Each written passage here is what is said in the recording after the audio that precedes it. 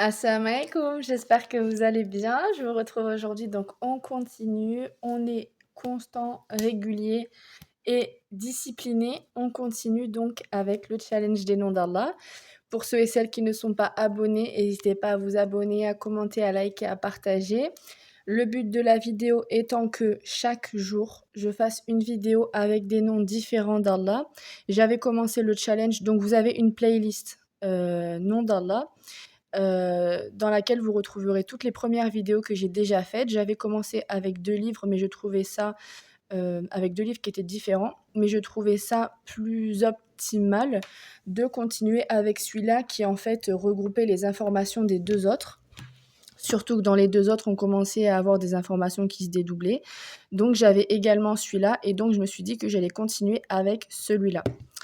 Donc n'hésitez pas à vous abonner, à commenter, à liker, à partager pour me donner un petit peu plus de force, inch'Allah bi'idhnillah. J'espère que vous allez bien. Le challenge avance vite, alhamdoulilah, même plus vite que ce que je pensais, donc alhamdoulilah. Je pense, inch'Allah, que j'aurai fini avant le ramadan, donc c'était le but pour que vous ayez les vidéos et que tous les jours vous ayez donc le but étant que je vous lise la définition, donc les noms, leur traduction, la définition, et que vous, soit vous écoutiez comme un espèce de podcast audio dans laquelle, en fait, si vous connaissez déjà ces noms, vous en apprendrez plus sur des points de temporalité, dans quels versets ils apparaissent, des points précis de leur traduction pour pouvoir apprendre, mais aussi comprendre. Et si vous ne les connaissez pas, apprendre à les connaître. Vous pouvez très bien l'écouter en livre audio. Je vous mets en vidéo quand je le lis comme ça. Si vous voulez faire des screens pour pouvoir faire, je sais pas, l'imprimer, le surligner, prendre un cahier, noter les noms et prendre des notes, voilà. Le but étant que tous les jours, on en apprenne un petit peu plus sur les noms d'Allah. Voilà. Donc, aujourd'hui, on en a 4. Je pense que c'est pour ça aussi, parce que j'avais prévu de base 99 vidéos. Mais du coup, vu qu'il y en a certains où j'en ai fait 2, 3, 4, 1, du coup, ça va beaucoup plus vite. Donc, alhamdoulilah, pour avant le ramadan, vous les aurez tous. Euh, et donc, vous pourrez réviser. Alors, bismillah. Donc, aujourd'hui, al-muhaymin, al-muhit, al-muqit, al-wasi'. Donc, bismillah. Le nom Al-Muhaymin ne figure qu'une seule fois dans le Coran, à savoir dans le verset A'udhu billahi minash shaitanir rajim, bismillahir rahmanir rahim. Il est Dieu en dehors de qui il n'y a point de divinité, il est le souverain, le saint, le pacifique, le protecteur, le prédominant, le puissant, l'irrésistible, le superbe. Gloire à Dieu, il est au-dessus de tout ce qu'on peut lui associer. Surat Al-Ashr, verset 23. Al-Muhaymin signifie celui qui connaît tout ce qui est caché et tout ce que les poitrines recèlent, celui qui embrasse toutes choses de sa science et qui voit tout ce que font les créatures. Il observe tous leurs faits et gestes. Aucune de leurs actions ne lui échappe et il ne perd pas de vue la moindre parcelle qui se trouve sur terre et dans le ciel. El-Muhit est mentionné dans plusieurs versets du Coran, parmi lesquels sa science s'étend à toute chose. Surat Al-Nisa, verset 126. Dieu cerne leurs agissements de toutes parts. Surat Al-Imran, verset 120. Dieu cerne les infidèles de toutes parts. Surat Al-Baqarah, verset 19. Ce nom indique qu'Allah comprend toute chose par sa science, son pouvoir et sa domination. Le Très-Haut dit à cet effet: Nous t'avons dit que ton Seigneur contrôle souverainement les hommes. Surat Al-Isra, verset 60, afin que vous sachiez que sa puissance n'a point de limite et que sa science embrasse toute chose. Surat Al-Talaq, verset 12. Leur Seigneur dont la science embrasse tous leurs faits et gestes dans les moindres détails. Surat Al-Jinn, verset 28. Ainsi, le Seigneur englobe toutes les créatures au moyen de sa science, de sorte que rien de ce qu'elles font ne lui échappe. Il les cerne par sa puissance, si bien que rien au ciel ni sur terre ne peut le dépasser. Il les embrasse par sa domination de telle manière qu'elles ne peuvent ni lui échapper, ni le fuir. Le Très-Haut dit: Ô peuple de djinns et d'hommes, si vous pouvez traverser les espaces célestes et les espaces terrestres, faites-le, mais vous ne les traverseriez qu'à l'aide d'un pouvoir. Surat Al-Rahman, verset 33. En d'autres termes, vous ne pourrez vous soustraire à l'ordre d'Allah ni à sa puissance, parce qu'il contient toute chose par sa science, son pouvoir et sa domination. Le nom de El-Muqit n'apparaît que dans un seul verset, à savoir la parole du Très-Haut. Celui qui intercède dans un but louable en aura sa part, et celui qui intercède dans un but blâmable en aura sa part. Dieu veille sur toutes choses. Sourate El-Nisa, verset 85. Selon un courant d'opinion, ce nom signifie celui qui fait parvenir aux créatures leur pitance, leur subsistance, et qui les distribue comme il le veut, d'après sa sagesse et sa grâce. En d'autres mots, le Seigneur est celui qui fait descendre la nourriture par la création et la répartit entre le petit et le grand, le riche et le pauvre, le fort et le faible.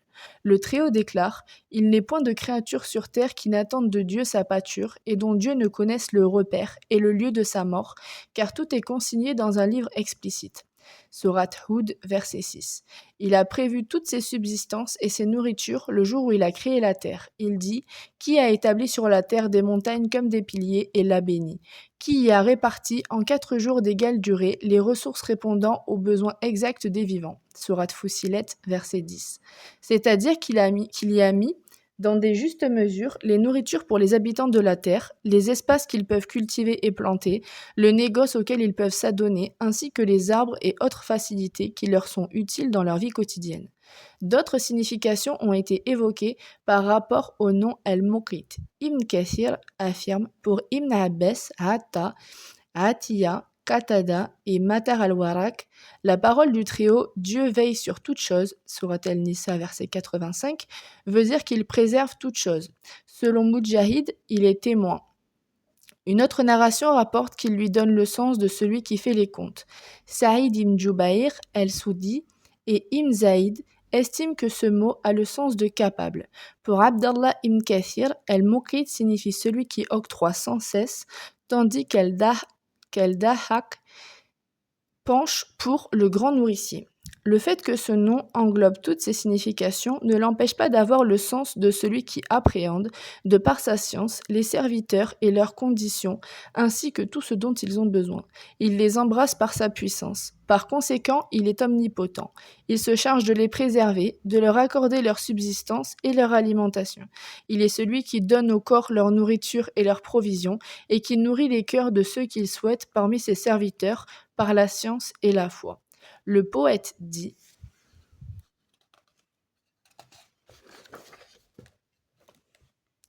La nourriture de l'âme consiste en des significations et non pas ce qu'elle a bu et ce qu'elle a mangé.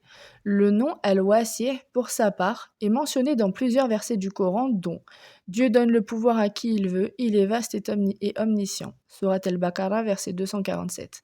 Ainsi, de quelque côté que vous vous tourniez, vous trouverez toujours la face du Seigneur, car il est vaste et omniscient. Sourate Al-Baqarah, verset 115. Son sens est que ses attributs, ses qualités et tout ce qui s'y attache sont vastes, de sorte que personne ne peut faire ses éloges comme il le mérite. Il est conforme à la louange qu'il fait de lui-même. Sa grandeur, son pouvoir, son autorité, sa faveur, sa bienfaisance sont sans limite, ainsi que sa générosité et sa libéralité.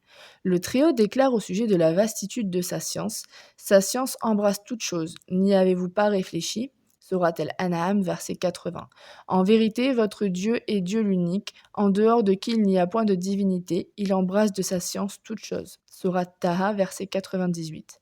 En ce qui concerne la grandeur de sa miséricorde, il précise: Ma miséricorde embrasse toute chose. Sourate Al-A'raf, verset 156. Seigneur, disent-ils, toi dont la miséricorde et la science embrassent toute chose. Sourate Ghafir, verset 7. S'ils t'accusent d'imposture, dis-leur alors: Votre Seigneur est détenteur d'une immense miséricorde. Sourate Al-An'am, verset 147. Au sujet de l'ampleur de sa subsistance, il révèle: Si les deux époux préfèrent se séparer, Dieu, dans sa généreuse bonté, assurera à chacun d'eux un meilleur destin, car Dieu est plein de largesse et sa sagesse est infinie. Sourate Al-Nisa, verset 130. En vérité, la grâce est entre les mains de Dieu, il l'accorde à qui il veut, car Dieu est incommensurable et omniscient. Sourate Al-Imran, verset 73. S'ils sont pauvres, Dieu pourvoira, par sa grâce, à leurs besoins, car il est plein de largesse et sa science n'a point de limite. Sourate Al-Nur, verset 32. Pour démontrer son infinie miséricorde, le Très-Haut affirme: Dieu vous fait espérer son pardon et sa grâce, car Dieu est incommensurable et omniscient. Sourate Al-Baqarah, verset 268. En vérité, ton Seigneur est d'une magnanimité sans limite. Sourate Al-Najm, verset 32. Dis, ô mes serviteurs, qui avez commis des excès à votre propre détriment, ne désespérez point de la miséricorde divine. En vérité, Dieu absout tous les péchés, car il est le clément et le compatissant. Sourate Al-Zomar, verset 53. Il explique aussi que sa récompense n'a pas de limite. Ceux qui dépensent leurs biens pour la cause de Dieu sont à l'image d'un grain qui produit 7 épis, contenant chacun 100 grains. C'est ainsi que Dieu multiplie sa récompense à qui il veut, car Dieu est omniscient et omniprésent. Sourate Al-Baqarah, verset 261. Une attestation de son nom, Al-Wasi', consiste en ce qu'il donne la facilité à ses serviteurs dans la pratique de la religion. Il ne leur confie pas de charge qui soit au-dessus de leurs capacités. Dieu n'impose rien à l'âme qui soit au-dessus de ses moyens. Sourate Al-Baqarah, verset 286.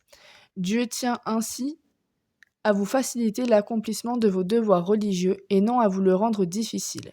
Sourate Al-Baqarah, verset 185. Dieu veut alléger certaines de vos obligations, sachant bien que l'homme a été créé faible. Sourate Al-Nisa, verset 28. Louange à Allah de manière abondante, pure et bénie, comme notre Seigneur l'aime et l'agréé, pour la faveur et la facilité qu'il nous a octroyées. Voilà pour le nom d'aujourd'hui.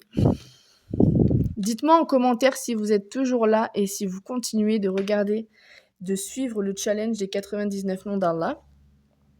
J'en serai ravie. J'espère que cette vidéo vous a plu. Encore une fois, n'hésitez pas à vous abonner, à liker, à commenter, à partager pour me donner un petit peu plus de force, Inch'Allah, bi'idhnillah. Et je vous retrouve demain pour une nouvelle vidéo, Inch'Allah. Salam alaikum.